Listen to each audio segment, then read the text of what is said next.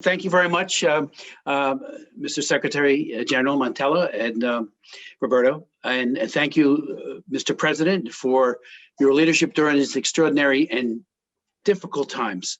Mr. President, I'm distributing a larger and longer written report that I would hope that members would take a look at. But I'd like to very briefly highlight a few of the issues. 1 year ago, as we all know, the COVID-19 pandemic was just beginning. Since then, it has so affected all of our lives, with an estimated 2.5 million fatalities worldwide and 500,000 in the United States alone. The coronavirus has had a serious impact on anti-trafficking efforts, on patterns of trafficking, on victims, and on survivors. Traffickers did not shut down during the pandemic. They simply adapted their activities and their methods.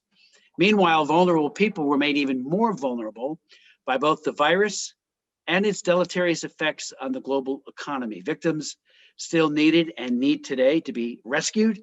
Survivors still needed and need today assistance. All of us who have worked, and that's everybody that's on this call, to address these challenges, it has been crucial for all of us to have information and recommendations based on real concrete data. I was very pleased to participate as an expert last spring for the survey done by ODIHR and UN Women on the effects of the COVID-19 pandemic on anti-trafficking efforts. The results showed clearly that new patterns of exploitations emerged due to increased online activity, greater use of social media, and social distancing practices. Let me just highlight a couple of those issues. Teleworking, for example, and social distancing practices increase various forms of human trafficking online. For example, there is disturbing evidence of an increase in demand for online pornography, and therefore an increase in the potential for online sexual exploitation of trafficking victims, including and especially children. As school closures resulted in children spending more time online, where they could be vulnerable to being groomed by sexual predators and lured into trafficking situations. In fact, there's been a huge surge in reports about online child exploitation all over the world, including in my own home state of New Jersey, which has gone up some 75% in terms of reports. We must make it a top priority to educate our children to keep them safe online. And that, even when this pandemic passes, God willing soon, this still is a problem and it must be addressed very, very aggressively. NGOs and governments, including my own, have developed age-appropriate school courses to educate students on how to avoid trafficking traps and how to educate teachers as well. Matter of fact, I wrote a law called the Frederick Douglass Anti-Human Trafficking Prevention and Protection Act, and that legislation really has brought together this whole effort, that law, to say we need to leave no stone unturned in protecting kids from online exploitation. And a lot of, as I've mentioned before, a number of groups like ECPAC and others have put out very, very good guides, not just to kids, but above all to parents, to know what to look for when their children perhaps might even be in their room quietly being groomed by these predators. That material has been made available to you. We can provide more of it to you as well. Special thanks to Committee Chair Margareta Sederfeld for highlighting the exploitation of vulnerable children along migratory routes, a preventable cruelty we all have to address and push very, very hard to end. Another issue I'd like to highlight is the need to strengthen our efforts to investigate and prosecute traffickers through financial transactions. With the rise of online sexual abuse of children, we need to address new technologies, including cryptocurrencies that hide traffickers' nefarious activities from the eyes of law enforcement.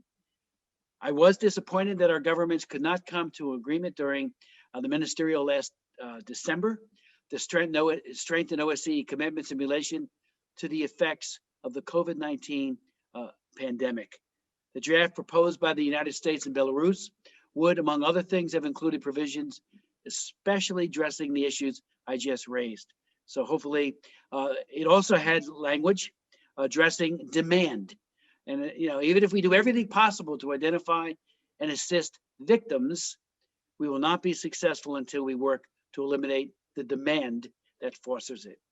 Finally, I'd like to applaud the establishment last month of the OSCE ODIHR International Survivors of Trafficking Advisory Council, or ISTAC, the first organization, such organization established by any international organization. Survivors are the real experts. Their experiences and their perspectives can help inform and motivate our policies so that we will do more, not less, and accelerate our efforts to combat this heinous cruelty. We have an advisory council similar to ISTAC in the United States for several years now, and it has been extremely valuable.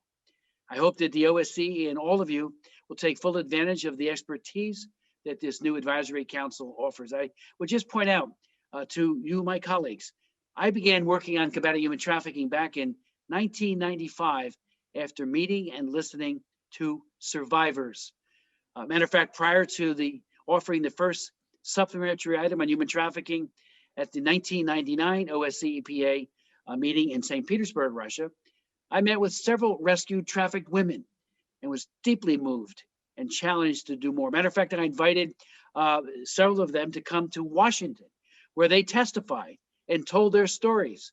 And when all other persuasion failed to get people to say, wake up and take a look to what trafficking was doing in terms of exploitation, when those women spoke, people listened, and that helped pass legislation that I wrote called the Trafficking Victims Protection Act of 2000. And we just celebrated the 20th anniversary on October 28th of enactment of that comprehensive law. But it was the victims that made all the difference in the world. So again, thank you to the OSCE and ODIHR for establishing this council. I look forward to working with all of you going forward. And thank you, Mr. President, and thank you, Mr. Secretary General, for this time.